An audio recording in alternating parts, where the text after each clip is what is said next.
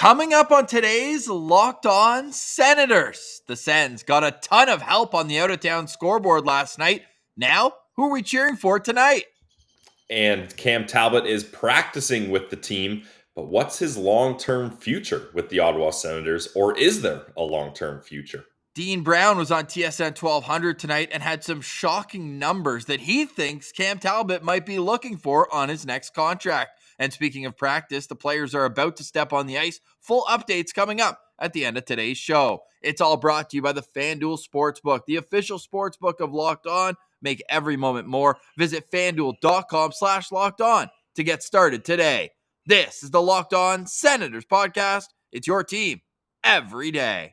Locked On Senators, your daily podcast on the Ottawa Senators. Part of the Locked On Podcast Network. Your team every day.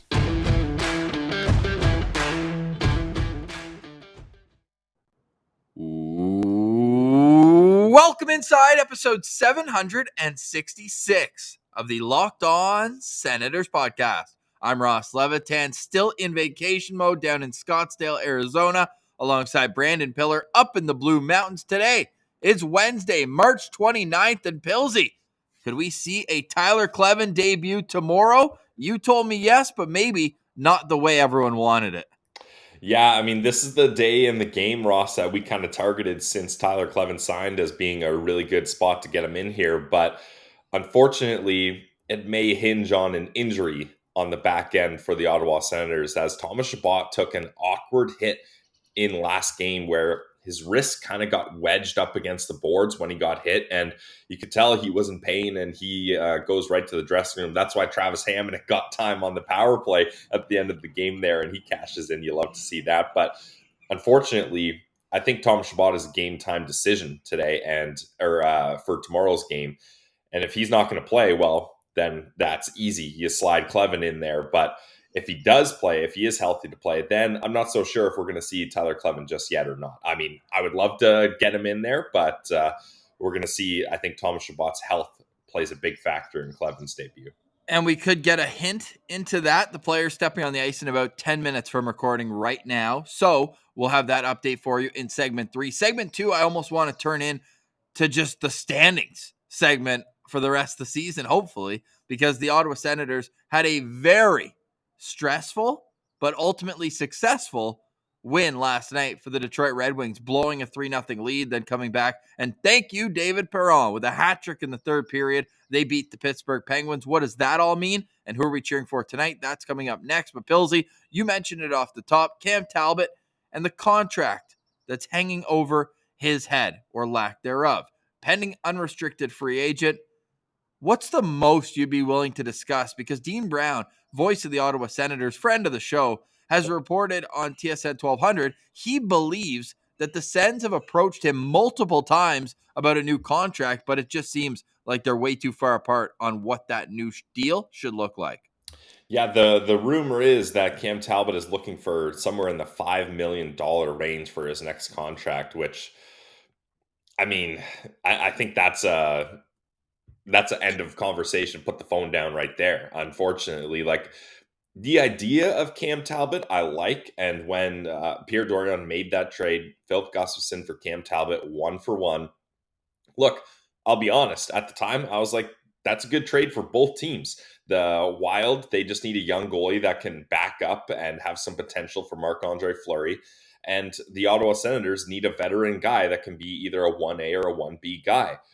Unfortunately, Cam Talbot in his late 30s has had some injury struggles this season. It started off with the rib injury to kick the year off, and now it's the oblique that's kept him out for a while. So he hasn't been around for many games. And with Forsberg injured, this has fallen onto the shoulders of Matt Sogard, Kevin Mandolese, and Dylan Ferguson. Like, that is not the plan that the Ottawa Senators had here. So honestly, Ross, I like Cam Talbot. I like the idea of Cam Talbot, but I don't think it's the right solution for the Ottawa Senators, because they can't be paying a goalie $5 million and not be sure if he's going to stick around here. I mean, we saw the Matt Murray experience where he was making north of $6 million, and they had to trade him early and retain salary to get out of that. So I just think Cam Talbot, enjoy the rest of this season and hopefully playoffs with the Ottawa Senators. But if he's looking for $5 million in Ottawa, you can't be going for that.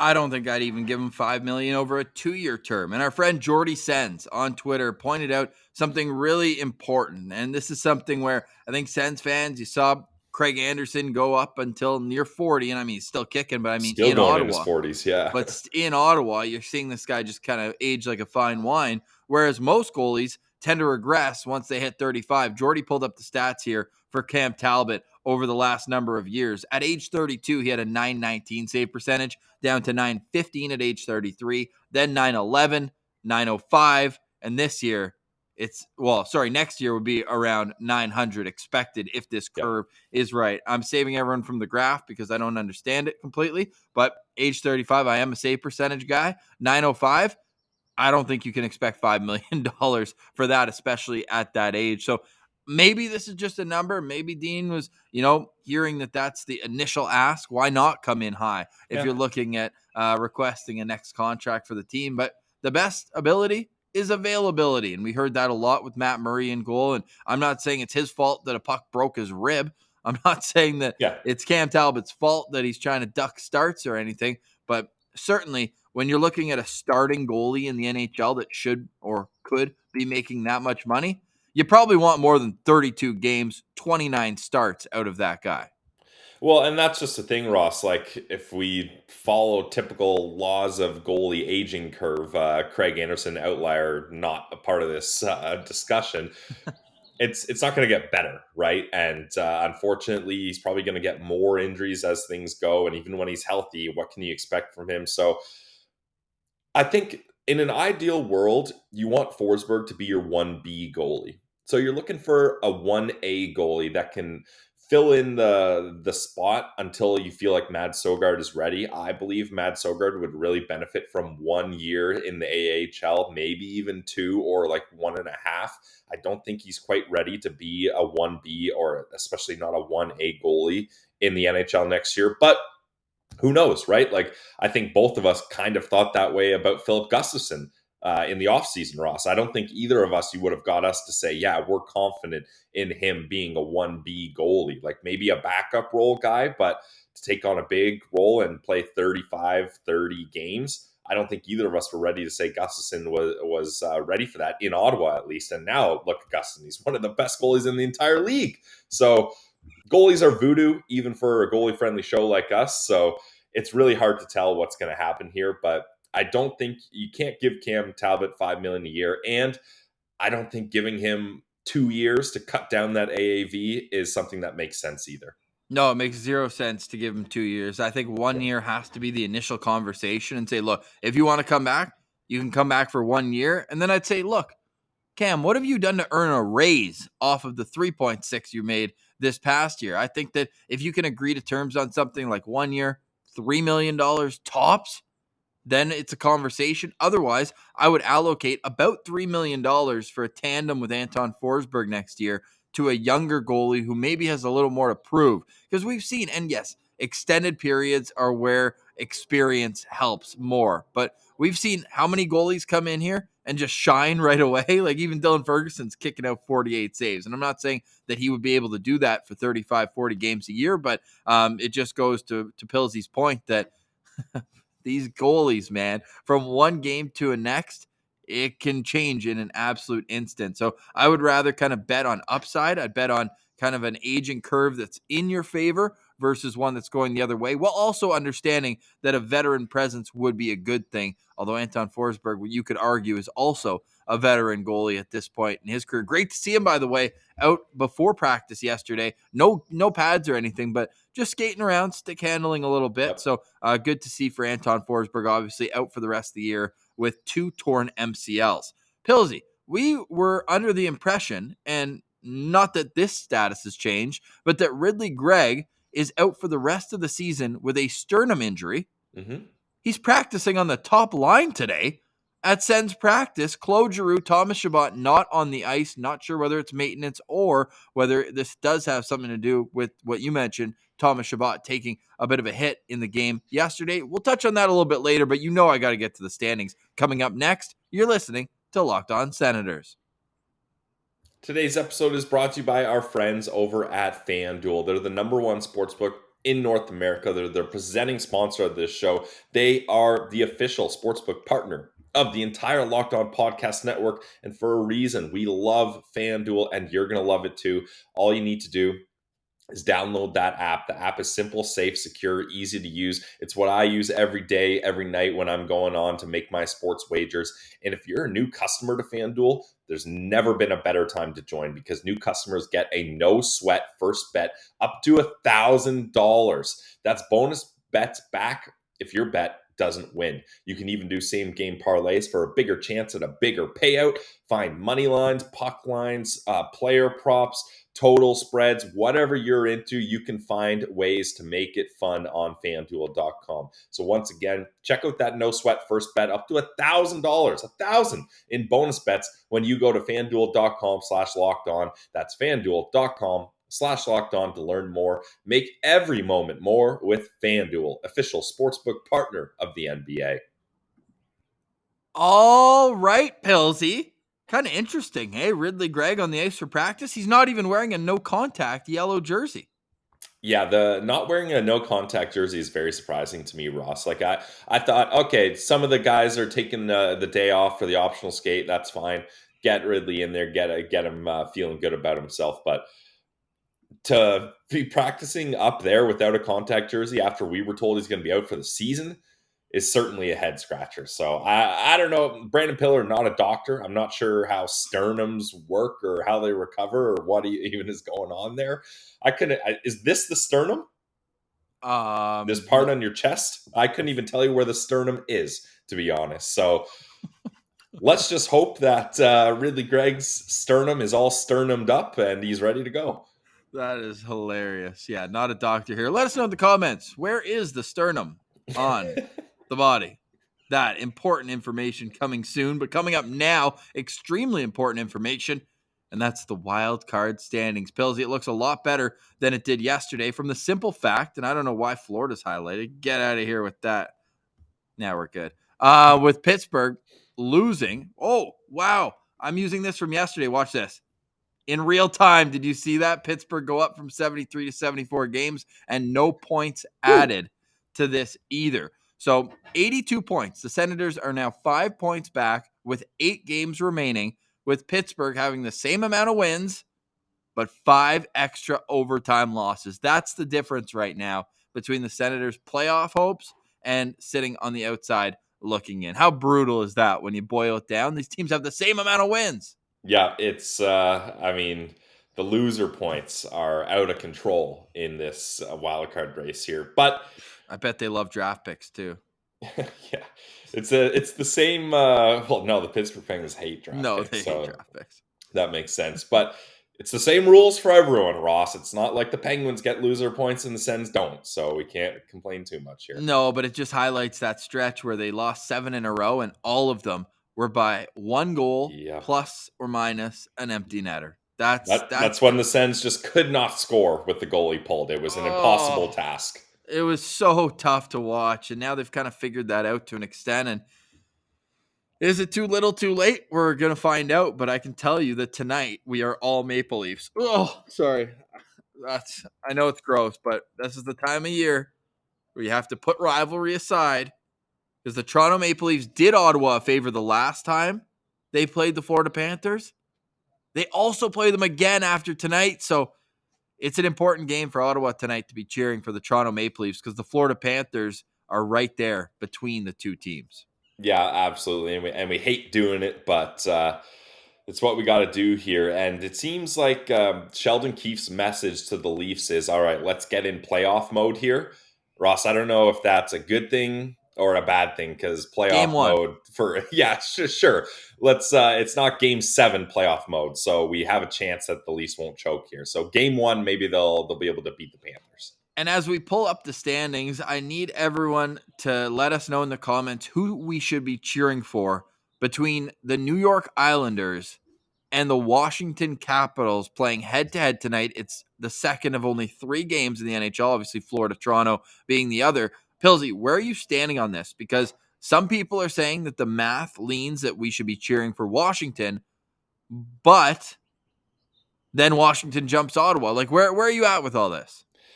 First off, I'd like to place a disclaimer, not a math guy. So No. if you're sitting here being like, all right, can't wait to see what calculations Pillsy whips up, sorry, I'm going to disappoint you here. I'm going off my small brain logic and vibes. And your sternum. You're feeling off your sternum. This opinion is coming right from the sternum, right here from the sternum. Look, I think I've seen the math stuff and it makes sense. I barely passed math in high school. I think I got a 51, a 50, a 52, and a 50. So just scraping by there. But I think if you're looking at it from a math perspective, yeah, it made sense that you want the Caps to win. I've looked at all the numbers and I can say that I got it. I comprehend that. But that's under the impression that you think both wildcard spots can be up for grabs here. I'm under the impression that the Islanders are in. And I know they're 3 points ahead of Pittsburgh, and there's games in hand, so really that's not that big of a stretch. But there's 6 games into a playoff spot right now. 6 points into a playoff spot right now. Yes, yeah, that's a good way to put it. Yeah, for sure. But I just think with Ilya Sorokin's going to shut it down, they're going to make it in. So I'm under the impression that there is only one wild card spot available, and not only that, Ross, but the New York Islanders will not give up their spot, whether it's second or first. So I got the Islanders in. The only way the Sens can get in is if they beat the Pittsburgh Penguins, Florida Panthers, Buffalo, and Washington Capitals. So using that logic, I'm cheering for the New York Islanders in this one because I don't want Washington to get closer and be able to nab that Pittsburgh spot. Now, I know maybe people disagree, and that's fine, but this is one of those where I think either way you slice it, you can find a way to do it. The only thing that everyone can agree on is this game must be decided in regulation. I think that's the simple statement there. Could not have said it any better myself, Pilsy. And for the risk of saying this in a loser mentality, the Sens don't have their first round pick this year. Nope. I want them to finish as high as possible in these standings, no matter what, just for the feels of it. So keep Washington below. The Islanders are in. Okay, they've got 85 points and arguably the best goal in the National Hockey League. Yep. They're in. Let's get the Pittsburgh Penguins sweating. This team has made the playoffs for 17 straight years? Too many. Well, when did the Sens go to the Stanley Cup final? Because that was the first year that the Pittsburgh Penguins made the playoffs. I know it's 07, Pills. Yeah, I just can't do the math from 2023 until 07. It's a lot 16 tougher. Years, right? Thank you. 16 years. Yeah. Since Sidney Crosby missed the playoffs. Be a real shame if the Penguins were on the outside looking in. I mentioned it in a group chat yesterday. I said I don't even need, obviously I want it to be the Sens, but I just want Pittsburgh to miss. I'm rooting on their downfall almost as much as I'm rooting on the Sens to get in. So I need this one tonight. I'm going with the Islanders as well. Just get more separation between them and Pittsburgh, and then we'll worry about Florida with a head-to-head matchup coming up between the two teams. Again, you're not listening to this on Monday as Ottawa's about to play Florida. No, they won that game. And now they actually play them again. Is it in Florida? I think it's in Florida, isn't it? Yep, it's in Florida, Ross. Yep. Oh, boy. On April 6th. But they've had a couple good memories in that building. Remember the 8-2 game last year? Yeah, that was an absolute blast. Yep. Dylan Gambrell's, I believe, only goal of the season was in that game. Oh, man, Dylan Gambrell. That might have been the last time Dylan Gambrell scored and the Sens won the game. Because a lot of times, I think they're 0-2 this year when Dylan Gambrell scores. So keep Gambrell off the score sheet. That key to victory. Hey, we'll have a full game day preview tomorrow. Also want to mention that Jamie McLennan is going to be on Friday's show. We're recording it tomorrow. I just got to double check he's all good. We booked it a little while ago. We're going to do that on Friday because it's a game day tomorrow. The vibes are going to be high. Could it be Tyler Kleven's NHL debut? Well, let's look at the practice lines coming up next. You're listening to Locked On Senators. Today's episode is brought to you by one of our favorite sponsors. It's Shawarma Palace. You know how much I love Shawarma Palace. Pilsy and I are already counting down the days until April 7th. Why not? get off the plane. If you're out of town, you're coming home to Ottawa, you're going home for Easter, why not just go to Shawarma Palace on the way? Make yourself the most popular member of the family. Show up with a platter full of Shawarma Palace. But whether it's for your family, whether it's for catering, Shawarma Palace does catering, or if you're just hungry, want to grab a bite, whether it's late at night or for a meal, just head over to Shawarma Palace. Shawarma Palace is available all over Ottawa, from the Saint Laurent Shopping Center food court to Carleton University to Bank Street, Bank and Hunt Club, Bank and Gladstone downtown. They've got Rideau Street by Augusta, the OG location. You're never too far from a Shawarma Palace. Shawarma Palace also loves the Ottawa Senators so much, they've been giving away tickets all season through us. So shout out Shawarma Palace. We love our friends at Shawarma Palace. And if you don't feel like going into a Shawarma Palace, why don't you just order Shawarma Palace from Uber Eats? You can do that wherever you have your cell phone. So there, makes it nice and easy for you. Go dine at any of their 9 locations in Ottawa today.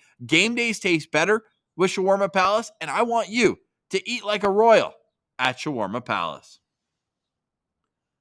All right, Pillsy. So the Ottawa Senators are just finishing up practice. So we're waiting to hear from DJ Smith. I already mentioned earlier that Ridley Gregg is playing on the top line today alongside Tim Stützle and Brady Tkachuk. This, of course, with Claude Giroux out. Yep. But I'm just surprised that Ridley Gregg's able to skate or practice, contact jersey and all that. But afterwards, the lineup stays the same. We know DJ Smith doesn't like to change a winning lineup. Shane Pinto is between Alex DeBrincat and Drake Batherson. Dylan Gambrell is centering Derek Brassard and Mathieu Joseph. And Mark Kastelic is centering Patrick Brown and Austin Watson. On defense, Jake Sanderson with Artem Zub. Brandstrom is with Hamonic. And then here we are, Tyler Kleven with Nick Holden. That, of course, leaving Thomas Chabot off the ice. Maintenance day, is it? Or should we be more concerned? We'll have that either later for you, or if it's after the show finishes, you can follow us on Twitter at Sens Central. Before we talk about who's in, though, Pillsy, I want to mention who's out. Is it fair to you that Julian Gautier has been on the outside looking in from this roster? It seems like whenever they're healthy, it's like, oh, Gautier's out. I feel like when he's in, he's an impactful player. Yeah, I kind of feel like Gautier should be getting more opportunities, especially on that third line. I think he would look really great there. Or look, I like Patty Brown. I like the vibes. I like that he came in hot, but I think Julian Gautier should get a bigger opportunity over him, in my opinion. Yeah, right. Patrick Brown's just kind of like that depth. Nothing against him, but he's 30 years old. He's going to be 31 by the time the next season starts. Like, don't you want to know what you have a little bit more in a 25-year-old restricted free agent after the season? Agreed. That's just me. And when he's been in the lineup, I mean, he scored 3 games ago. He probably played his best game with the Senators, and that was the shootout loss to Toronto. He scored the first goal of the game, right? And it was almost like a lucky bounce right off his foot and way over the head. Alley-oop over Matt Murray, little rainbow action. But I thought that was kind of it was a product of him playing so well. He was using his speed. He was being physical. And then he plays in Pittsburgh to get the win.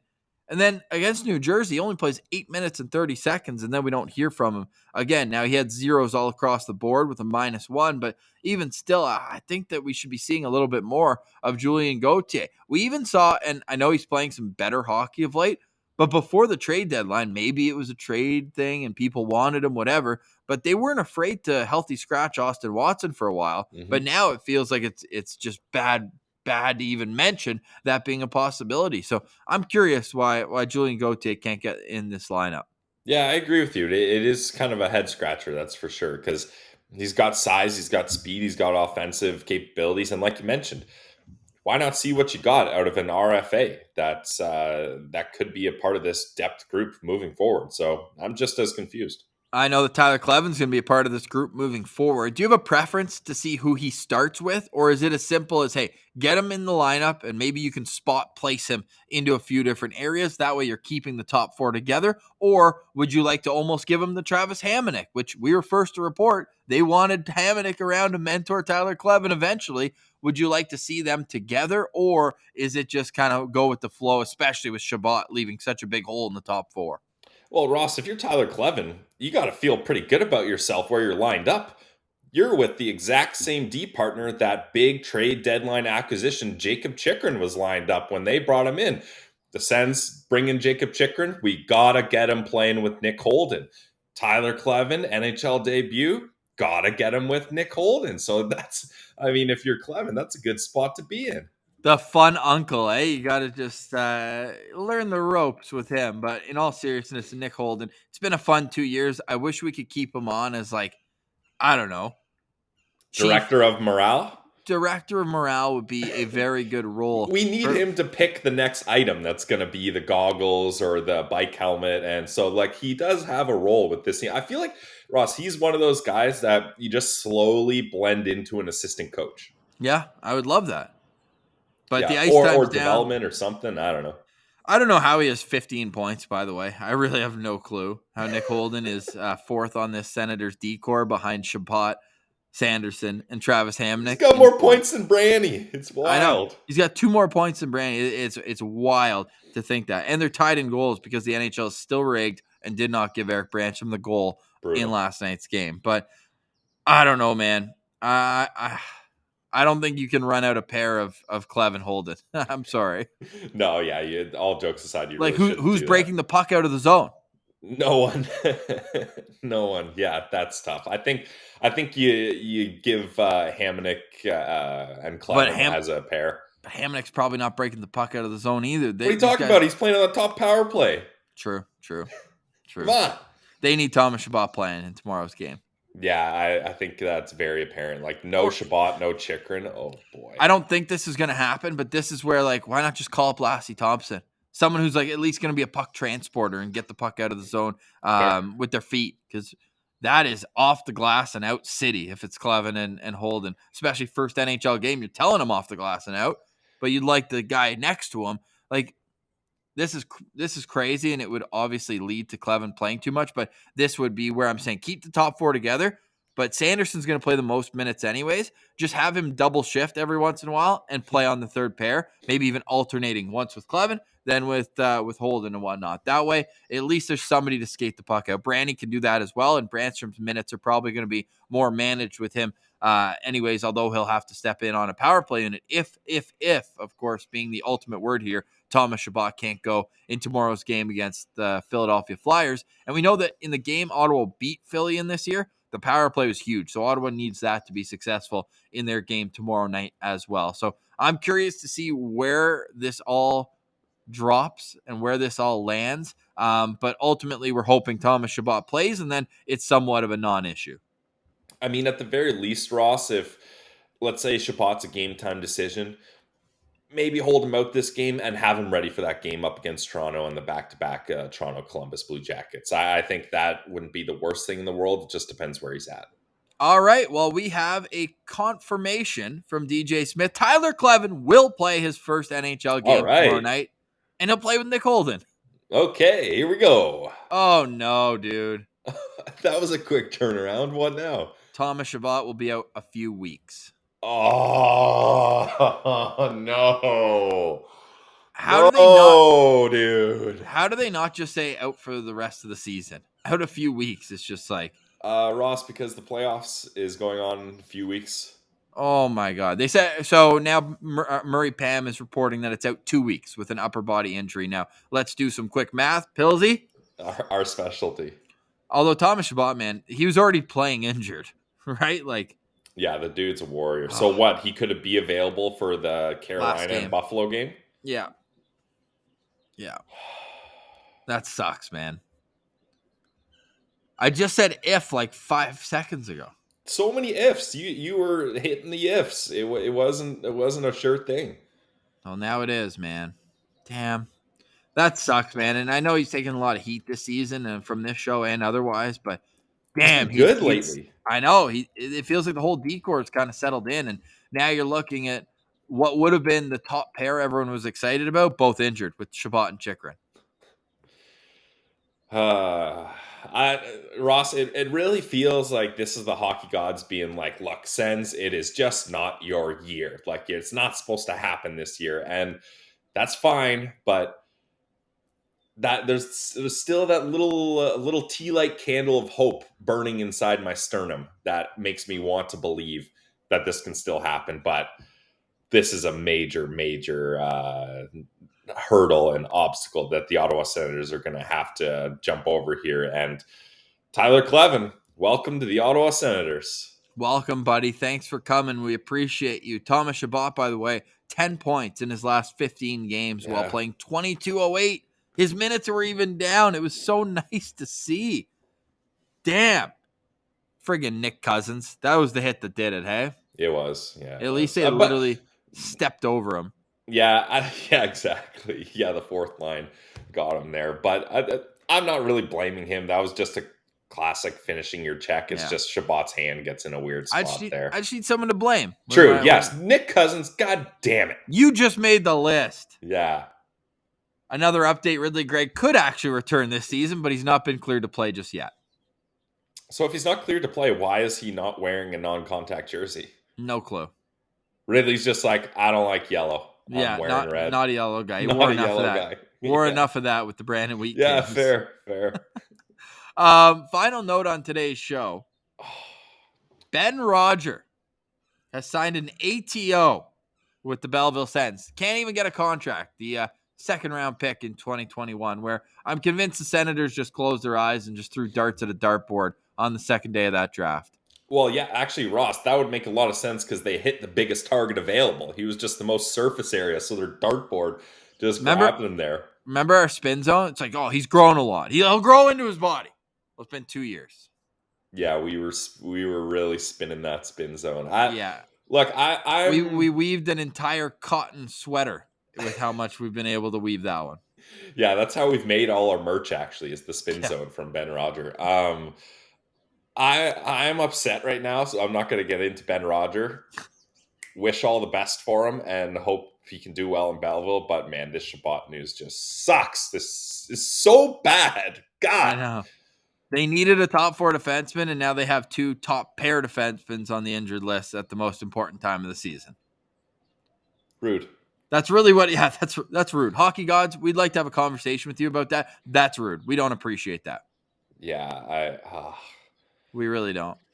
And it sucks, man. There's 8 games left in the season, Ross. I'm going to cherish these. I'm not going to get too down bad here because in three weeks, possibly, we're not going to have these games to look forward to. The Sens are still alive. The Mufasa claw is still hanging on, Ross. The claw is still hanging on to that cliff. It just feels like it's a waterlogged lion now. Like that lion is heavy now, and he's slipping. What are your final thoughts on today's show? Disappointment. I mean, like we've dealt with so many injuries in this stretch so far, and Thomas Chabot is finally playing where I think Sens fans expected him to be. That offense was stepping up. His skating was looking good. He was playing the proper amount of minutes. Jake Sanderson has kind of slowly emerged as the number one guy here. My final thoughts for the show is disappointment on the injury front, but optimism that there's still Sens games to be had and we can still have some good vibes here, hopefully. You can make a pretty good lineup out of the injured list right now. You got 2 goalies. You got Chychrun, you got Chabot, you got Norris. Parker Kelly could go hound some pucks. Ridley Gregg. Ridiculous.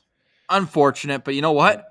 People thought the same when Jacob Chychrun went down, and the Senators came out with a huge win over the Florida Panthers. Tonight, though, go Leafs go. Go Isles go. Yeah, or the Caps. Let us know who you're cheering for. I'm kind of locked in with the Islanders, but if you can convince me otherwise, please do so below. Thanks so much, Everett, for making us your first listen every day. For more, again, you can follow us on social media, lockedon.senators on Instagram, Send Central on Twitter, where disappointment is just prevalent right now after the news that Thomas Chabot will be out a couple weeks with a lower body injury. But for more, again, we've got that. Tomorrow, we'll have another great episode for you. And then Friday, Jamie McLennan will join us, and we expect the vibes to be high after Tyler Kleven's NHL debut. But for today, we say goodbye. For Brandon Piller, I'm Ross Levitan. This has been the Locked On Senators podcast, your team every day.